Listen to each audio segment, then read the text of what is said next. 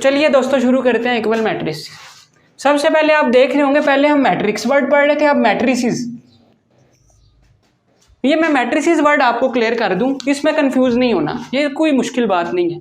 जब भी हमें एक मैट्रिक्स की बात करें, उसको भूल जाएं, एक मैट्रिक्स की बात करें तो हम बोलेंगे मैट्रिक्स।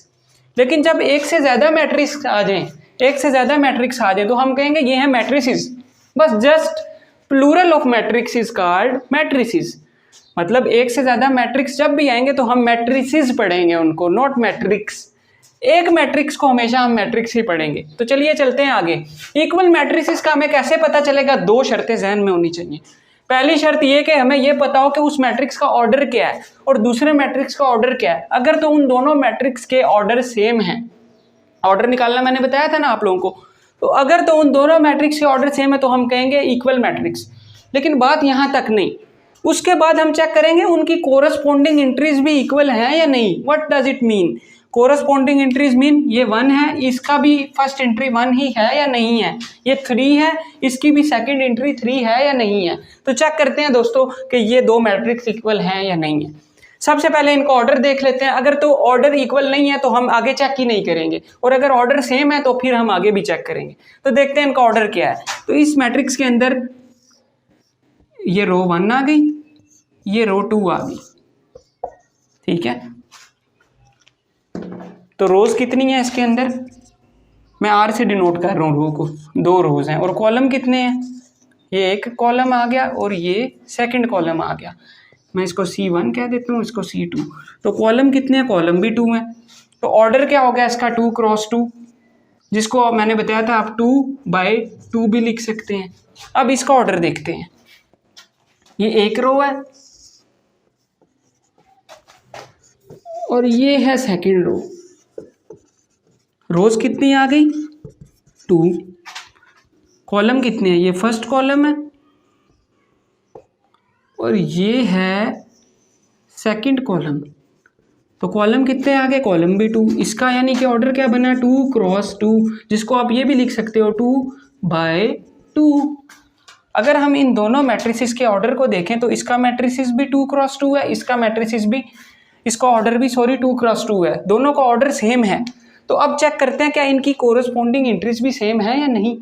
अगर तो कोरस्पॉन्डिंग एंट्रीज भी सेम है तो फिर हम ये कह देंगे कि ये मैट्रिसेस इक्वल हैं एक दूसरे के। ए मैट्रिक्स की एंट्रीज क्या है? 1 3 -4। इसको थोड़ा मैं सिंप्लीफाई कर लेता हूँ इधर।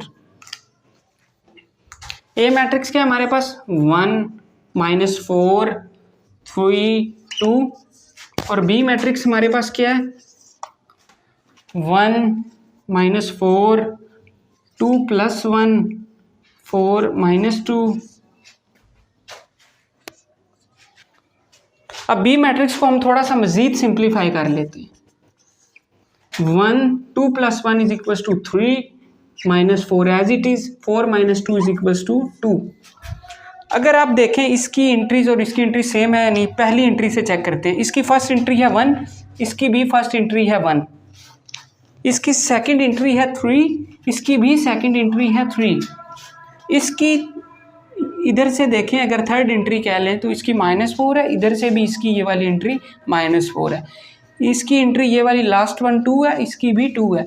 तो इसका क्या मतलब हुआ कि इसका ऑर्डर भी सेम है दोनों मैट्रिसेस का, और इनकी कॉरस्पॉन्डिंग एंट्रीज भी सेम है। तो हम इजीली कह सकते हैं कि matrix A is equal to matrix B। अब हम एक और एग्जांपल देखेंगे जिसमें हम ये देखेंगे कि दो मैट्रिसेस इक्वल कब नहीं होते। तो चलिए दोस्तों अब बात करते हैं कि मैट्रिसेस इक्वल कब नहीं होते। मैं कोई से भी दो मैट्रिक्स ले लेता हूँ, लाइक मैं इसको ले लेता हूँ ए में मैं ले लेता हूँ